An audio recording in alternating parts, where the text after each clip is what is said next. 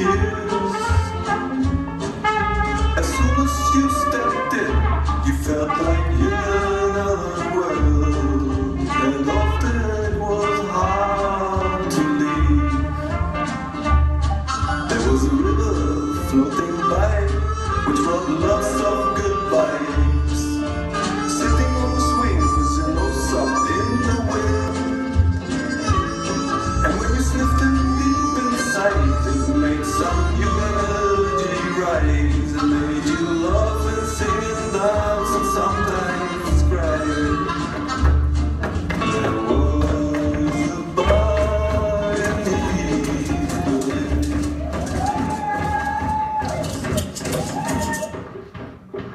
Mach, was du willst, versuch durchzusetzen, wovon du träumst, und bleib nicht dabei, einfach davon zu träumen, sondern mach's einfach. Schnapp dir deine Freunde, weil mit vielen kann man viel erreichen. All the wonder thirst is on us, and our souls are in cafe. There's a schooner in the offing, with her topsails shot with fire, and our hearts have gone aboard her for the island of desire.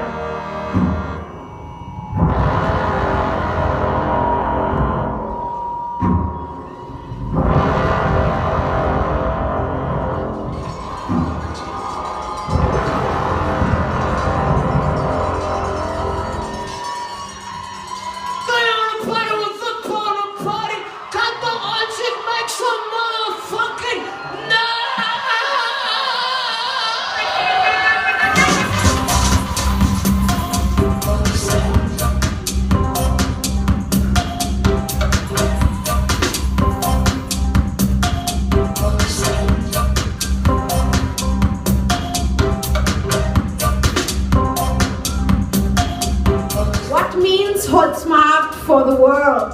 So this actually I don't know, but we are invited from all over the world to show what we're doing here because it's something very, very special. The difference is the definition of success. So we don't define success here as maximum profit. We define success as what you see here. I came here to grab in some basilicum and some origin and spices. Just like be yourself, it's me. I'm HolzMarkt, I'm everybody.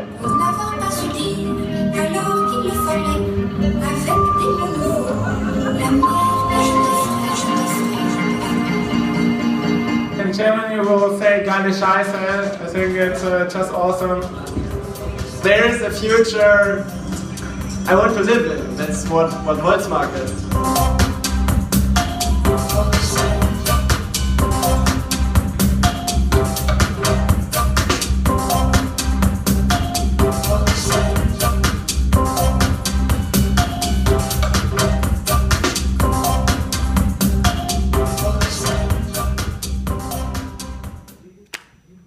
So, hello.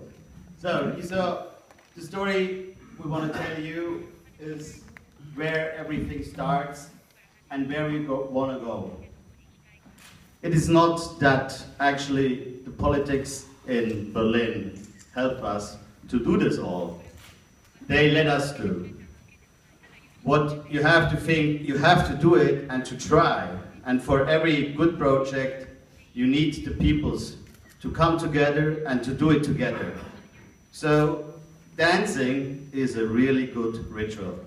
So I'm sure you have to dance to make good ritual, to come together and to communicate in a different way, in a different kind of thinking.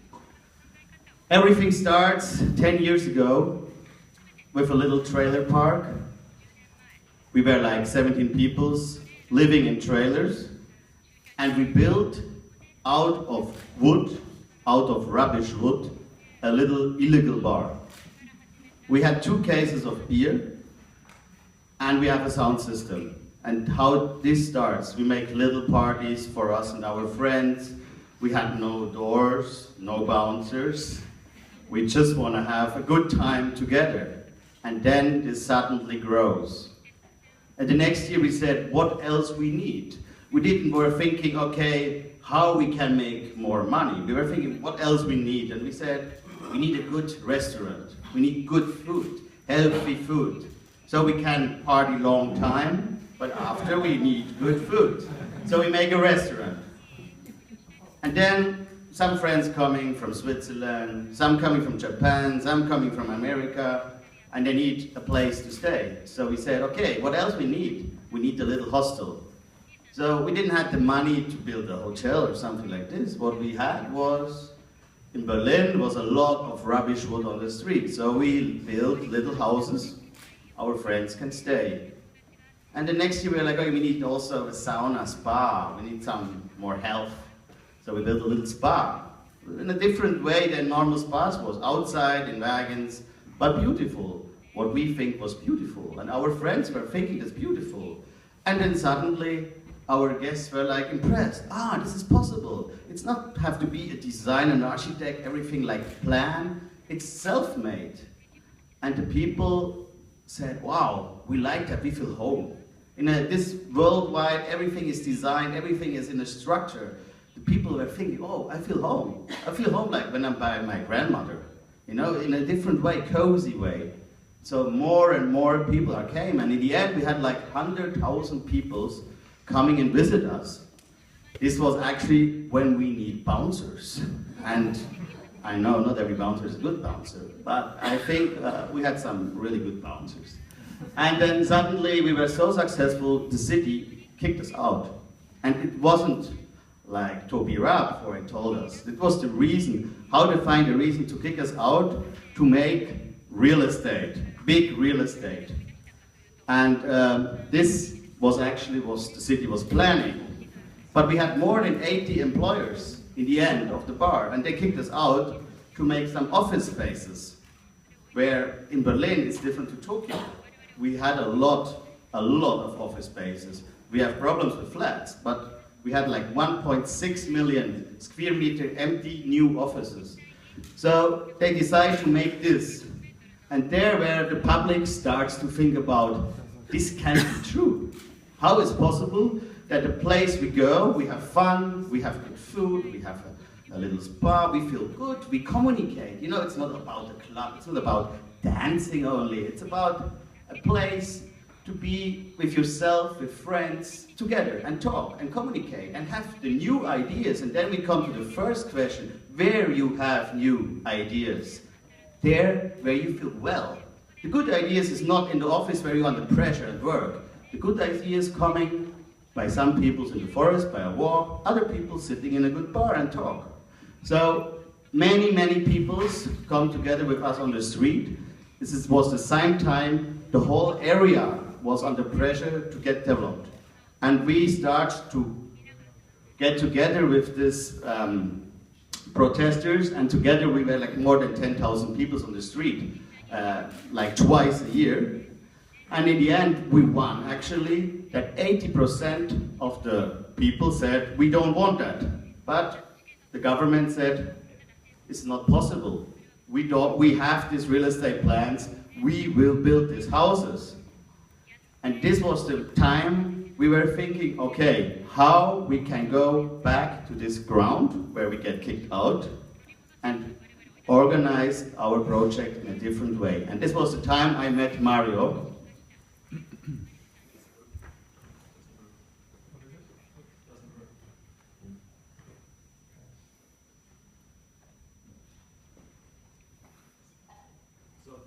The question, so actually I escaped from Berlin in the early 90s, and I just moved back to Berlin 3 years ago, and I met Juval in the restaurant, and this is something very important. You need places where you can meet and talk. We didn't know each other 2 years before. I was never at the Bar25, and I'm not a regular raver or something like this.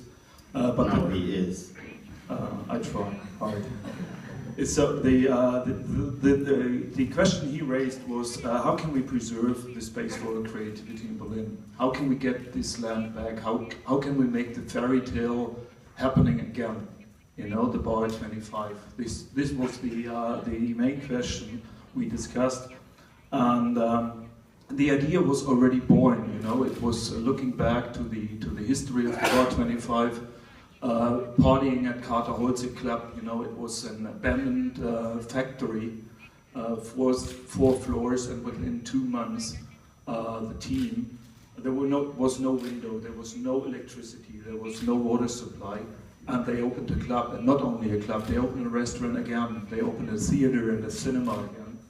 So this was the time and the place where we met. So the idea was born. What it took was voluntary citizens initiative. It's very simple to explain. We founded a civic association, and they just started to do something. They planted some trees, and they had funny logos. They make actions. So this was the main reason for us to work on this. You have to give the people a reason to fight for, and not only to protest against something. You know, you need to start working on a concrete concept, and therefore you need actually people taking over responsibility. And this is what is all about. You know, it's you take responsibility for something that's bigger than ourselves. It's bigger than the past bar 25 or Carter Holzig. What you see there, it's a model of a whole city quarter. So what we learned in this process, the city, the municipality, decided to sell the ground to the highest bidder, as Toby explained. And what we learned, we need to offer not only the highest price, we need to develop a plan. What shall we do with this land, with 18,000 square meter land in the middle of Berlin? You cannot just start with a little bar, you have to pay for it. We talk about double-digit million amounts the city expected to get for this land.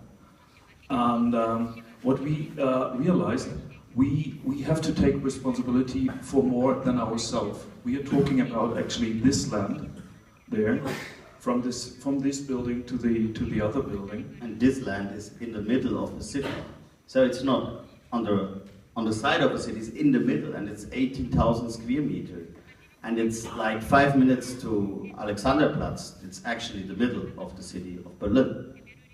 So this is actually a link to the previous discussion. This was abandoned space. There was the border police located during the East and West German times. So the reason was not the decontamination. The reason was there was actually no plan what to do with that. The plan of the city was not to build their buildings. The plan of the city was to earn money with the land. So they made the plan to earn money. They planned to build high buildings because the value of the land then is higher. So the value of the land is not the size, it's the right to construct and to build something of that. And this was actually our angle, because what we actually said in the very beginning, HolzMarkt is more than bar 25, HolzMarkt is more than Carter Holzig, HolzMarkt is more than a club. More than a club, for sure. The club is the smallest part of HolzMarkt. The club is the heartbeat. And what you see here is what we actually plan is a whole quarter. A quarter for artists, a quarter also for the daily needs. So we want to have handcraft, goods made out of hand, like bread. We want to have little shops, only little shops. So for people, they want to try out their handcraft, they have like an atelier, and also they have a little shop to sell stuff. And we have studios for artists. We have a little kindergarten. We have also a guest house for people to stay. We have a restaurant, and we have a club. And all together, this will be our village. And on the side, we build a student home with startup. How we say that? Startup. Yeah, we didn't think about the business behind that, because you need to build something on this land in the very center of Berlin. And we just discussed who is going to come to this place, you know. And these are mostly in Berlin are students and young entrepreneurs, whatever entrepreneur means, you know. And then we start thinking, what's the problem of a student coming to Berlin? he needs accommodation, he needs an apartment. And so this is a way we decided that we will build students, kind of students' home. You know, the problem of a student getting an apartment or a place at a university is he is not allowed to work. He's not allowed to start his own business. This is the main problem in our terms. And then we start thinking, because I'm from the industry business, from the startup business, and the question to you is, what have Microsoft, Facebook, Apple in common? They were not founded by graduates. They were founded by people who never finished university. They never finished. They broke up. So this is our idea. We want to bring students and entrepreneurs together. They are allowed to work. They are allowed to party. They can work whenever they want. And when they go from the dance floor to work and to have an idea and they want to execute it, there's the place to be. And we are talking about 500 places for students. We talk about 50,000 square meters of space for creativity. This actually sounds good. It's a nice idea. Everyone liked the idea, but how to make it happen? So what we actually did is we didn't talk about the idea. We made a concept. So you can get the brochures about the concept. So we had to prove that this is going to work. We had to make sure that we have the right to construct those things. We have to make sure that it works economically. We have to pay. We need to convince somebody to give us the money for that. And actually, what we did was too fast. So we convinced, with the concept, a Swiss pension fund. Because a pension fund, it's very simple. He has to save the money for his members. So that's why they invest into real estate. They don't speculate with the land. They just say, oops, where is it? Oh, we are missing a part, but it doesn't matter. So they, what we convinced the Swiss pension fund, don't invest into a real estate and speculate on the right to construct their skyscrapers. Just trust us that we pay the invested money back. That was actually the deal with the Swiss pension fund, because the value of the buildings, the municipality planned, was a multiple of the value the Swiss pension fund paid. So and that's why we splitted the land into 4 parts. As Juval explained, there is a village, there is a hotel, and there is a technology center. And this is a different way of financing it. We want to have more than one leg to stand on and to have split risks. Nevertheless, when you got the land, you need money to build something on that. So, and you can imagine that we didn't convince investors, usual investors, to give us the money. 3 minutes. So, Juval. So, what we done, what I done actually 2 or 3 years, convince people to help us finance this new project. So what you see on this picture was one of the first round to find people with money to give for this real estate project, in a way, for this cultured real estate project. Now in the moment we have like 110 people in our corporate, and it's growing. And the project is, in a way, we digged the big holes, and in 1 or 2 months we start to build.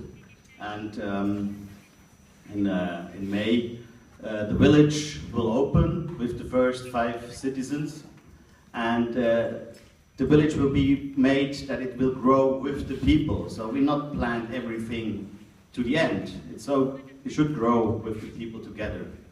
What the secret of this approach is that if you have an investor who gives you money, he wants to have certain rights.